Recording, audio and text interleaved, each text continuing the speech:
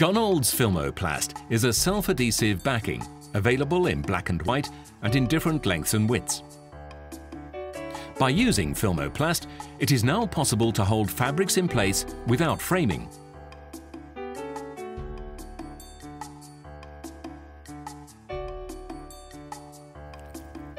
Start by tightly hooping Filmoplast in the embroidery frame with the release paper facing upwards. To facilitate straight alignment of the blank collar, we mark the release paper with crosshairs.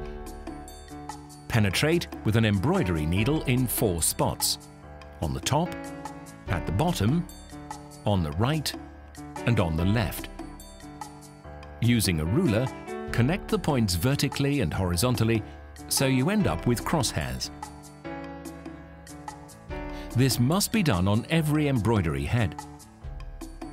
In this case, we have 4 embroidery heads. Carefully score the release paper with a scriber or embroidery scissors. Be careful not to score it too deeply, as this can damage the backing. Again, we trace the imprint of the crosshair with a ruler and pen. Using an embroidery needle, secure a roughly cut printout of the embroidery design where you want it on each of the 4 blank collars.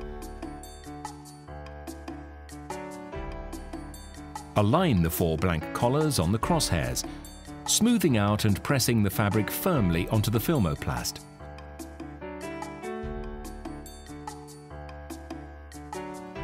Take a pen and trace around the collar to mark an outline for subsequent collars.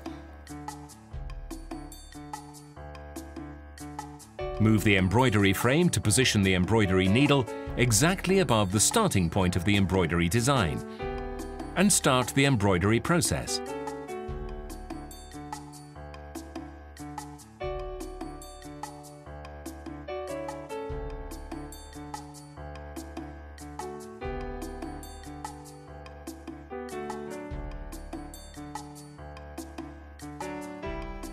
After embroidering, remove the embroidery frame from the machine and carefully pull off the collars. Be careful to keep the framed Filmoplast intact.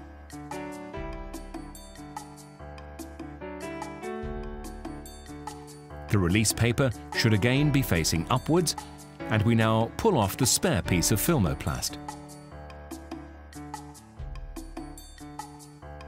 Stick the needle in the exact same spot as for the first collar. Now take the next blank collars and align them with the outline traced earlier and smooth out the material. Insert the embroidery frame back into the machine and begin embroidering the second collar. One piece of framed Filmoplast can be used to embroider 10 to 20 collars, depending on the base material used.